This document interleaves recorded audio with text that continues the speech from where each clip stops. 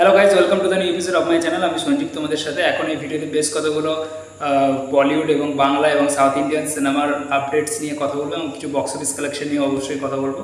তো ভিডিওটা শুরু করা যাক। প্রথমে যে সিনেমাটা নিয়ে কথা বলবো সেটা হচ্ছে কালকি 2898 এডি।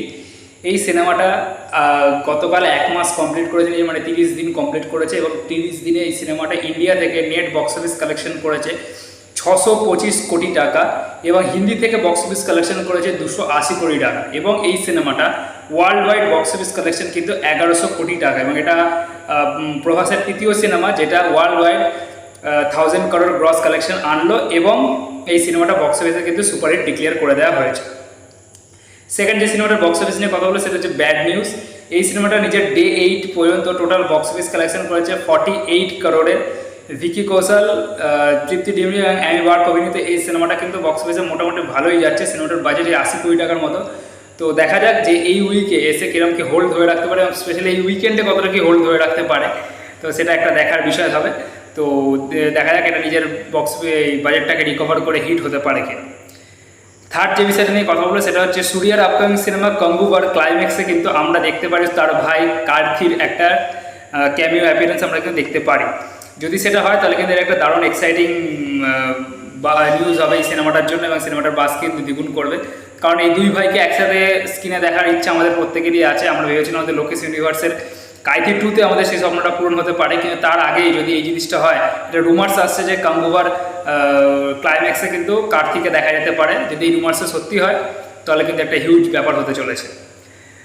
এরপরে যে বিষয় নিয়ে কথা বলে সেটা হচ্ছে অক্ষয় কুমারের আপকামিং সিনেমা খেল খেল মে সিনেমাটা আমরা প্রত্যেকেই জানি Italian horror comedy drama perfect স্ট্রেঞ্জারের একটা রিমেক এবং এই সিনেমাটা পারফেক্ট স্ট্রেঞ্জার্স মানে এইটা ছাড়াও মানে আমাদের এই যে হিন্দিতে হচ্ছে খেল মে, এটা ছাড়াও কিন্তু 20টা ভাষায় কিন্তু রিমেক হয়েছে। ঠিক আছে, 20টা বিভিন্ন দেশে 20টা ভাষায় রিমেক হয়েছে এবং আমাদের ইন্ডিয়াতেও কিন্তু দুটো ভাষায় এই সিনেমাটা রিমেক হয়েছে, কন্নড় এবং মালায়ালামে। আমি নামগুলো বলছি না কারণ নামগুলো বলাটা কখনোই উচিত হবে না।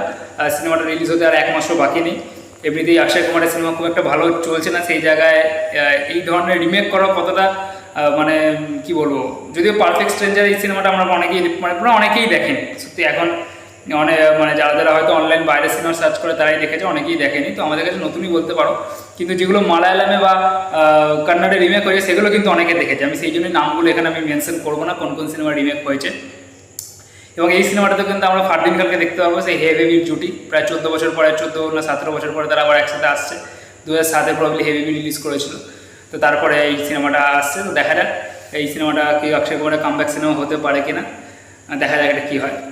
এরপরে যে বিষয়টা নিয়ে কথা বলবো সেটা হচ্ছে ভেদার আপডেট নিয়ে কথা বলবো। ভেদা সিনেমাটা কিন্তু 15ই আগস্ট রিলিজ নাও হতে পারে। এই সিনেমাটা কিন্তু মানে সিবিএফসি বোর্ড থেকে আটকেছে। সিনেমাটা এখনও ছাড়পত্র পায়নি রিলিজ হওয়ার জন্য। 29শে জুলাই আবার সিবিএফসি সমস্ত কর্মকর্তারা এই সিনেমাটাকে আবার দেখবেন, তারপরে ডিসাইড করা হবে এই সিনেমাটা ছাড়পত্র পায় এবং 15ই আগস্ট রিলিজ হতে পারে কি না। 15ই আগস্ট এমনিতে আমি বলেছিলাম অনেকগুলো সিনেমা কিন্তু পাইপলাইনে রয়েছে যেগুলো রিলিজ হবে 15ই আগস্ট। তো যদি একটা সিনেমা মানে রিলিজ, দেখুন ডেট পিছিয়ে যাওয়াটা অবশ্যই খারাপ জিনিস, কিন্তু বাই চান্স যদি সিনেমাটা পিছিয়ে যায় তাহলে কিন্তু একদিক থেকে ভালো হবে যে ক্লাসে ভাগাভাগিটা কিন্তু কম হবে। ঠিক আছে,